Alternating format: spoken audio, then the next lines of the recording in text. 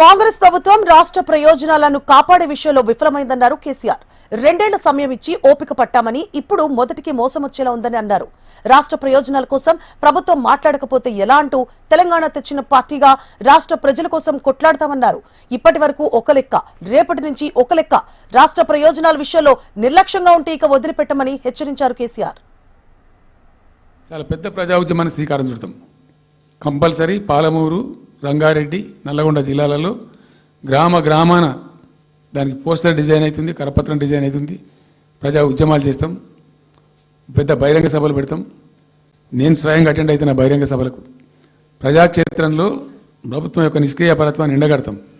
ఇప్పుడు వాయిస్ అయితే తెలంగాణకు, మరి తెలంగాణకు ఉన్న ప్రభుత్వం మాట్లాడకపోతే ఇంకెవరు మాట్లాడాలా? మాకు 2 బాధ్యతలని, ఒకటి తెలంగాణ తెచ్చిన పార్టీగా, రెండవది ప్రధాన ప్రతిపక్షంగా కూడా కంపల్సరీ మా డ్యూటీ మేము చేయాలి. అందుకోసం గాను వీళ్ళు ఏదో తమాషకు మేము అదోటి అడ్డం పొడుగు మాట్లాడి, కిరికిరి మాటలు మాట్లాడి, ఈ కారు కూతలు కూసి ఏదో చేస్తామనుకుంటే నడవదిగా. ఈ ఏడాది దాకా వేరే కథ, రేపటి నుంచి వేరే తోలు తీస్తాం. ఎక్కడికక్కడ ప్రజలు ఖచ్చితంగా ఎక్కడికక్కడ నిలబెట్టే ప్రయత్నం చేస్తాం. అడుగున చెక్ చేస్తాం, ప్రతి విషయంలో చెక్ చేస్తాం. Sufficient time we have given. ఇప్పుడు మొత్తం మొదటికే ముప్పు వచ్చే పరిస్థితి ఉంది. అటు గోదావరి మీద అరాకిరి చేసి చంద్రబాబు నాయుడు, ఏపీ ప్రభుత్వం నల్లమల సాగరు, ఈ సాగరు, ఆ సాగరు, అటు గోదావరి దోపిడీ జరుగుతూ ఉంటే దాని మీద సప్పులు లేదు.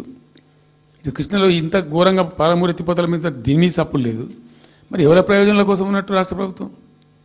ఏం చేయడానికి ఉన్నట్టు? ఏం జరుగుతున్నట్టు రాష్ట్రంలో? కాబట్టి ఎట్టి పరిస్థితుల్లో నేనే స్వయంగా రంగంలో దిగాలనుకున్నా. దినం ఈరోజు డిసిషన్ అయిపోయింది. 2-3 రోజులలో, 2-3-4 రోజులలో, రాబోయే 3-4 డేస్లో ఆయా జిల్లాల నాయకులతో సమావేశమై ఖచ్చితంగా చాలా పెద్ద ఎత్తున అక్కడ గ్రామానికి డప్పు కొడతాం.